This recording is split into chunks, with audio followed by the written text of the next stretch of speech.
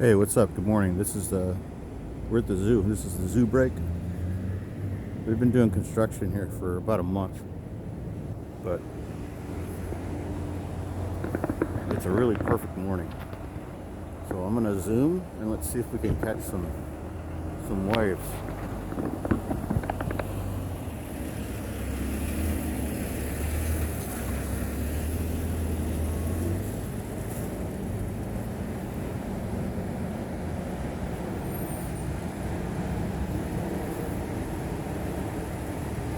Jeez, we might not even need to zoom with this.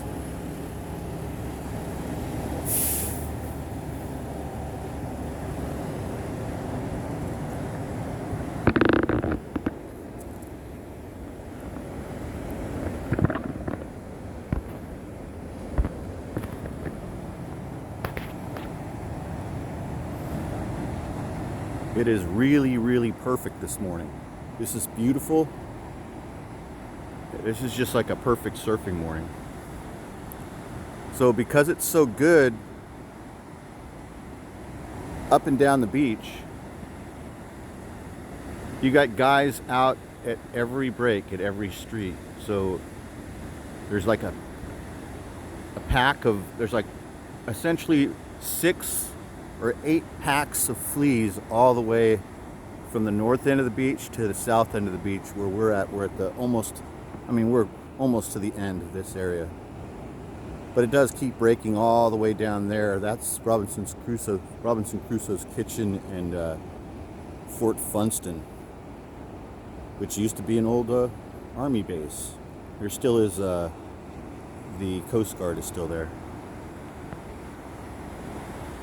There's a couple, well, there's like a number of old army bases that we'll get to eventually, and we'll take a look at them. Wow, can you guys see that boat out there?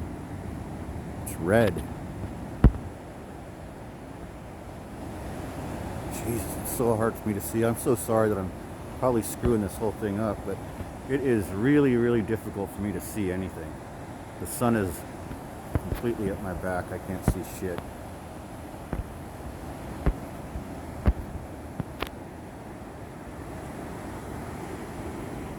Anyway, it's beautiful. It's perfect, and we haven't seen. I'm talking about how good it is, and all these guys are surfing with my boards. That's both these guys going out right here. That's the board that I like to ride here.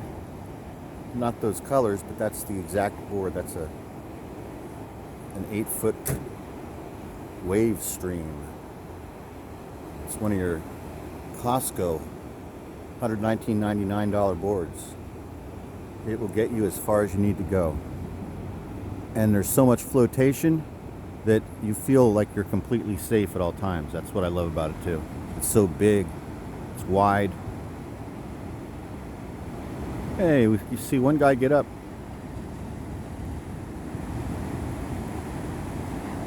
So it is perfect and beautiful, but it's like 3-4 feet. And here, remember what I talked about, the depth? This is a good opportunity to see some people going out, just like what I was saying, these folks that are surfing the exact boards that I like to surf, except mine is in the garage, and theirs is at the beach. But they are just walking out to the lineup. Remember how I told you can just walk out here?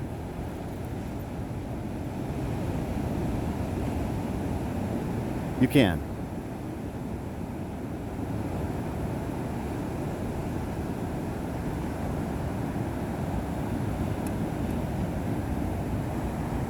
Let's try and focus right here in front of us. This little pack right here. There's like 5 guys here. It's closer to us. I feel like I can see them a little better on the screen. Something happens. But personally, I would be right here, where this one guy is. This looks like the best spot to me.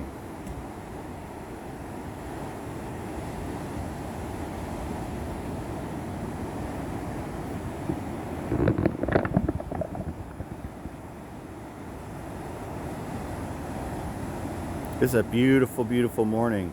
This isn't even just a great morning for surfing. Like if you're a swimmer, like sometimes people, I don't see it that much these days. It's kind of, is it fallen out of fad? But somebody, no.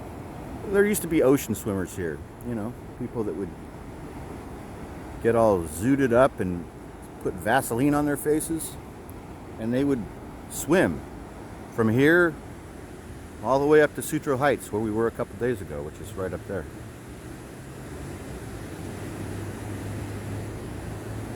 And yeah, they would just swim in here like it's a freaking lap pool. This is one of those days where people would be out here swimming. They just would swim out past the break and then fucking swim in this. So there's still people that do a lot of that, but most of the time they do it in the bay, right by the marina, where they don't have to deal with these waves. First guy that we see get up, and it was just a little nothing wave.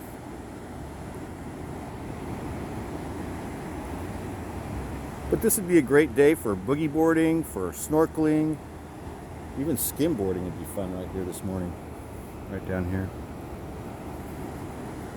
It's just nice because it's clean. It's kind of how we differentiate whether it's a good day to be in the water or not. You know, a lot of the times when we're down here, you'll see it and it will just be crazy, right? You know, just white water and waves rolling in with about a 3-second interval between each wave. I mean, it's boom, boom, boom, boom. It's almost impossible even to get out there. And then if you even get a ride, it takes you all the way in. So then you got to fight to get right back out to get another wave. And you're like riding in. It's like 20 minutes between rides. And but a day like this, you can see it's comfortable and relaxed. You're not fighting to get out there. You're not fighting to stay out there. You're just sitting around and waiting. It's what a lot of surfing is positioning and sitting around and waiting. Sometimes socializing. Sometimes people are talking out there in what they call the lineup. There's sort of within the group, there's almost an unwritten courtesy rule as to who gets the next wave. It has to do with who's been out there longest and who's in the position closest to the spot where the wave is breaking the bowl of the wave. So if two guys go off on the same wave at one time, one guy, he has courtesy-based precedence as to the possession of that wave. Like, see these two guys that guy on the longboard, that's his wave. The other guy bailed out, but it would have been his wave to begin with.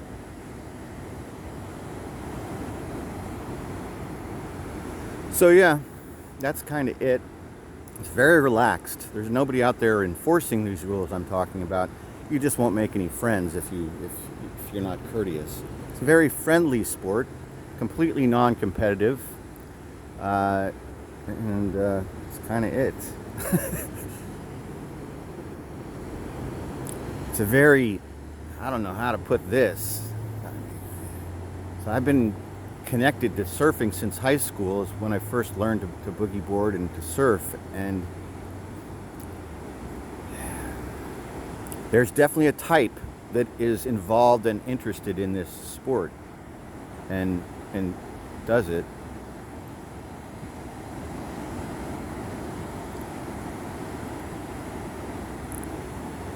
And a lot of Chads are involved in this. A lot of guys named Chad, Kyle, Kai, Kirk, Shane, Kalani, Simon, David. These are all Chad surf names. There's tons more. There's Lance. There's Shannon. Did I say Shane already? Well, this time I'm saying Shane with a Cheyne. So that's kind of it, you guys. It's a lot of white guys. It's almost entirely white guys. It is not intentionally entirely white guys, obviously. But it's definitely entirely Chads. So, there's a lot of Portuguese guys, Brazilian guys, Spanish guys, French guys, South African guys, Hawaiian guys, Samoan guys. There's all these guys that all come from places with beaches. And for some reason, the Chad element takes to the water. That's how I would describe it.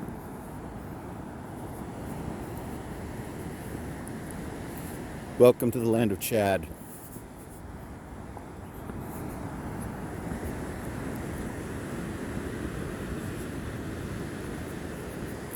Your surfer Chad is completely different than your jock Chad. Even though some surfer Chads are jock Chads, very few of them are. The surfer Chad is not a guy that enjoys or is connected to team sports. It's a bit of a rebellious type. He might have a history of drugs and alcohol. He might have a history of playing team sports as a younger kid, but one thing or another attracted him to this more. He preferred to hang out in the parking lot. This is because a lot of these guys are guys that hang out in parking lots in high school. Surfing involves hanging out in parking lots. It involves driving from place to place looking for a good wave. So in high school, when you're doing this, a lot of your time is spent with your friends in cars driving up and down the coast in California looking for a spot like the one we're at right now. Looking for a day like today and a spot like this where it's not overcrowded, where you can just chill with your friends and kind of and do what they're doing. So your surf Chad is not the same as your jock Chad.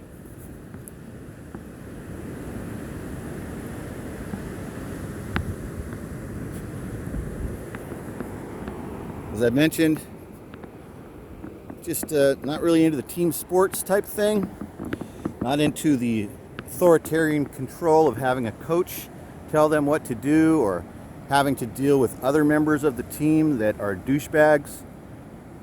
They are attracted to this instead. This requires good physical fitness. This is not something that you can just pick up in one day. This is something that requires a form of muscle memory, like all sports do, or lots of jobs as well. If you're a plumber for 20 years or 30 years, you develop ridiculous muscle memory having to do with plumbing, right? Your hands and your wrists are probably crazy, right? Your hip muscles from bending up and down are probably ridiculous. So with surfing, you're paddling a lot.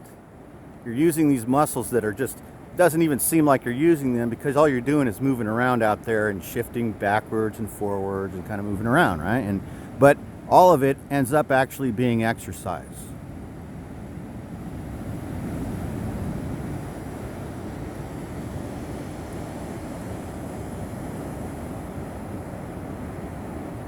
See, didn't that look fun and easy and effortless? And on a day like today, it pretty much is. It's not that bad out there.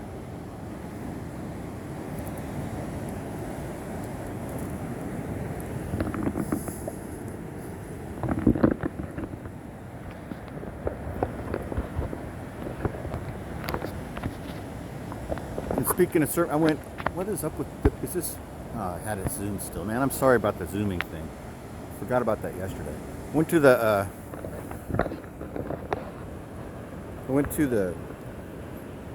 deli just now, this morning.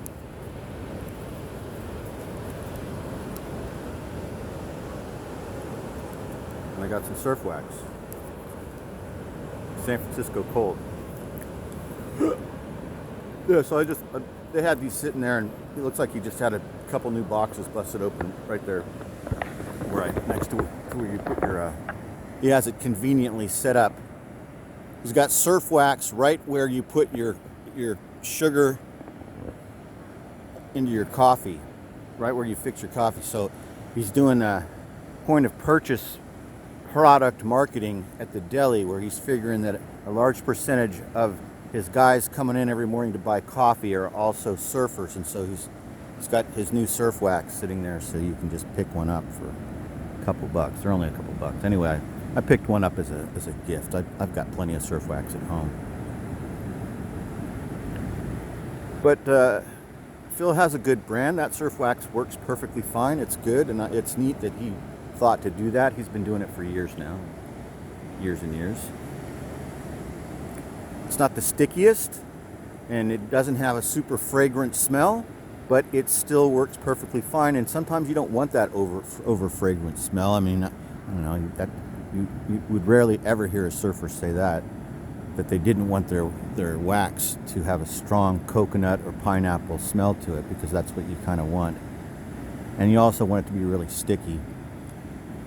It's another thing about a surfer and a surfer's vehicle and car. Typically, oh wow, there's a dolphin right there. Typically, there's always going to be. Let's see if we can. He's straight ahead.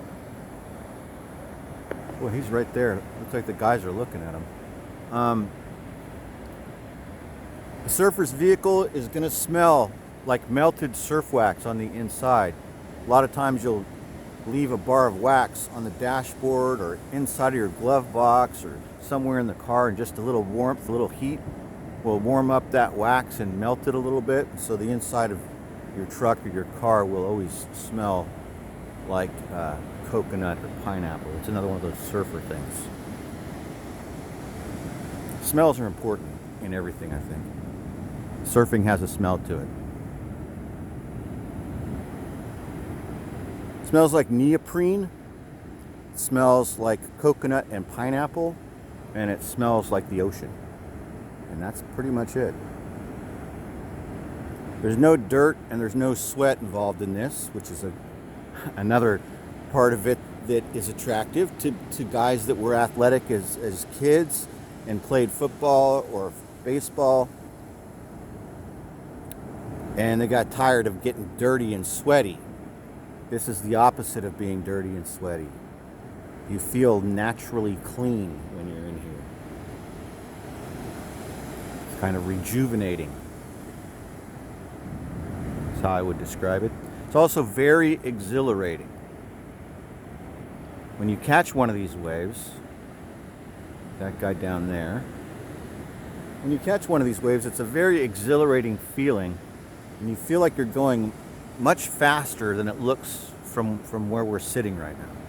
So from sitting here on the beach, when you see these guys catch waves and they come in, it doesn't look like they're going that fast. But when you're out there actually doing it, you feel like you're going much faster. And I would describe it akin to the feeling of being on a piece of cardboard sliding down a big hill of grass. Like the most perfect cardboard slide down a hill of grass. That's almost what surfing is. Climbing to the top of the hill and then sliding down and going fast. At its most base level, that's kind of what it is.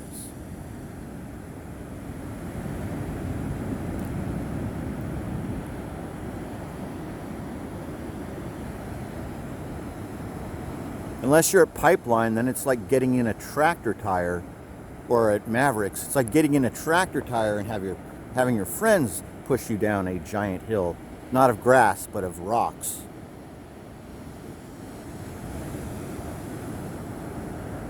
But here it's like a hill of grass. There's nothing underneath here. That's the other thing about this. Remember how I told you it is shallow, but it's almost all sand at the bottom. So you're not going to get cut up on a reef or get your head banged against a rock. Never seen it happen here.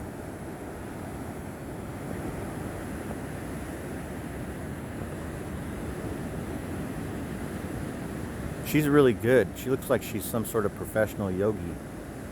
Been watching her. Look at that. Look at that pose. Holy shit.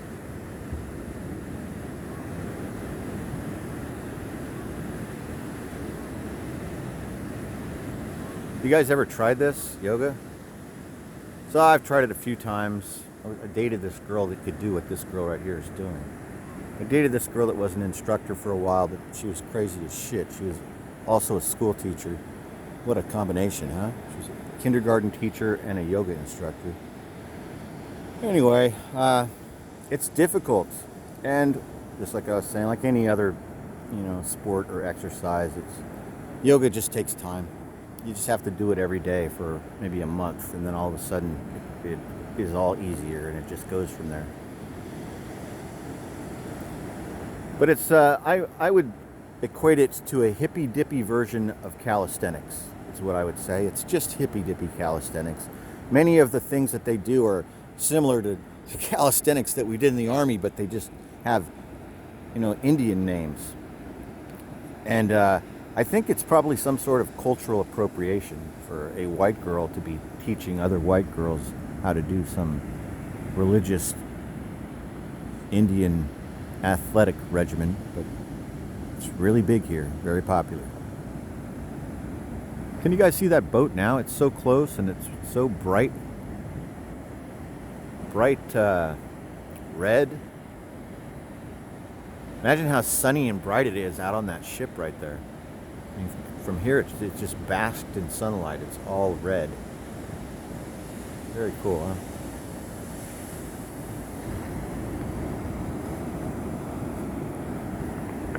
You're looking sharp. Boy, I better not start that Gillette song again. That thing is still stuck in my head. Whoever wrote that did a great job. That was a very effective advertising jingle.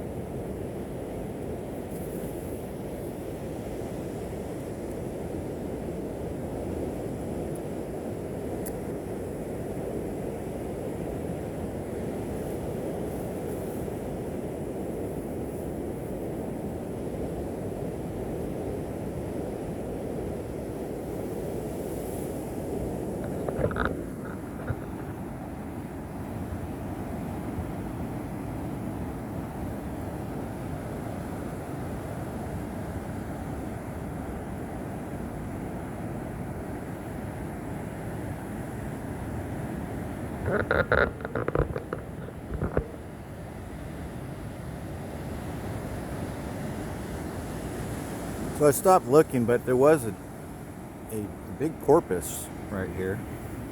I just saw its back and its dorsal fin for a second, or more than a second, and he was moving north, but it just looked like he kept going. I haven't seen him for a while, but he was here.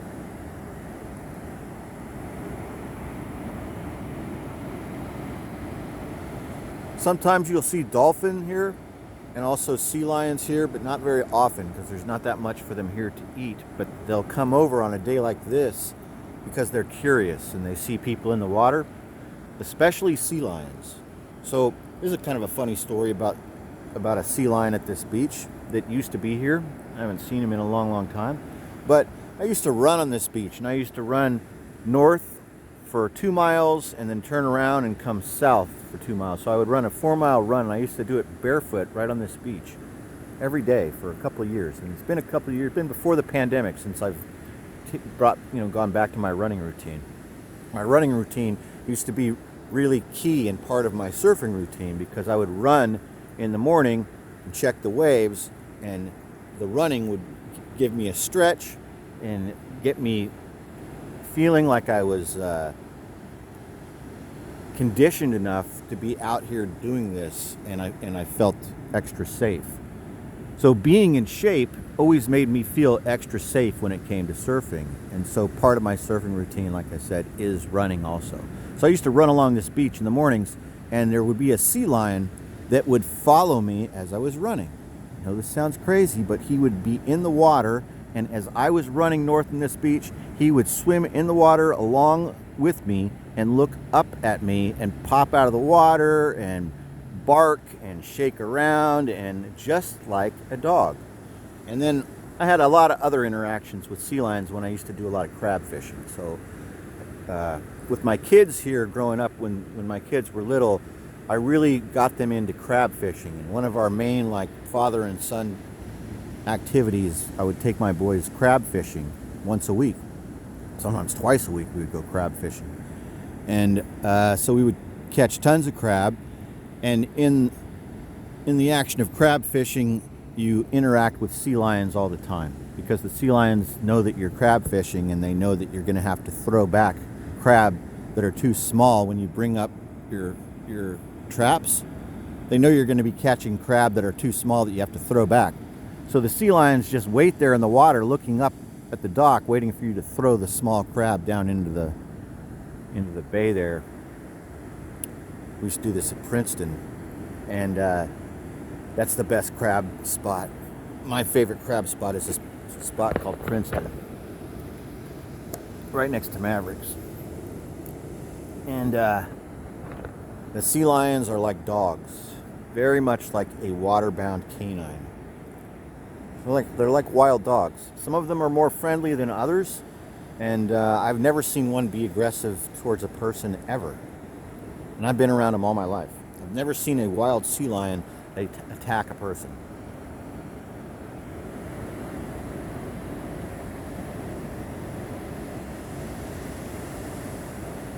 But if you provoked them and you were an idiot, and then I guess they might bite you like a dog would. But I've never seen them be aggressive. Then again, I don't know. Up there's a place called Año Nuevo. I think it's Point Reyes. There's a giant sea lion and elephant seal breeding ground right there. That where those mountains are behind the red boat. This is a couple miles up the coast from us. There's thousands and thousands and thousands of elephant seals and sea lions and seals there. I guess if you went there and walked into their rookery and started messing around with their pups, they would probably attack you. There's lots of pups there. Also, in the same spot, right up there, is the Marine Mammal Center, where they specialize in taking care of everything that I talked about. It's like the ASPCA, but it's just for sea lions mostly. It's almost all seals there that they take care of. Baby seals that are, that they find. It's like a sea lion rescue. And sick seals, and it's a full-time job up there, just taking care of seals. I would like to, it's a bit of a drive, but if they ever had a volunteering opportunity, that's one of the places that it's on my list. I wouldn't mind learning how to bottle feed baby sea lions. Doesn't that sound kind of fun? But they probably wouldn't let me do that. Disabled veteran who's volunteering, I would probably be shoveling and hosing down sea lion poop, which also sounds kind of cool.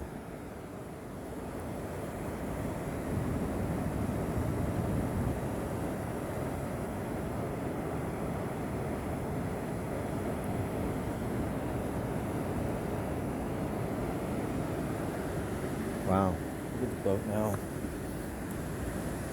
The boat is even closer now.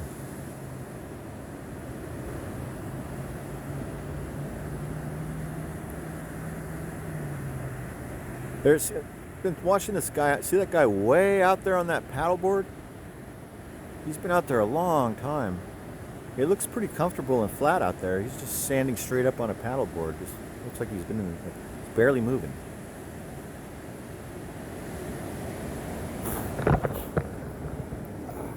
Speaking of barely moving, let's walk down a little bit.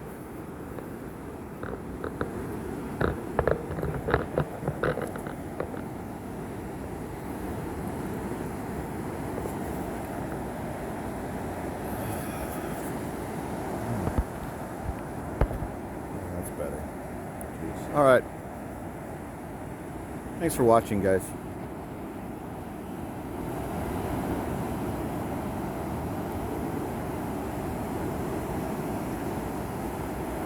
Have a great day. I'll talk to you guys later.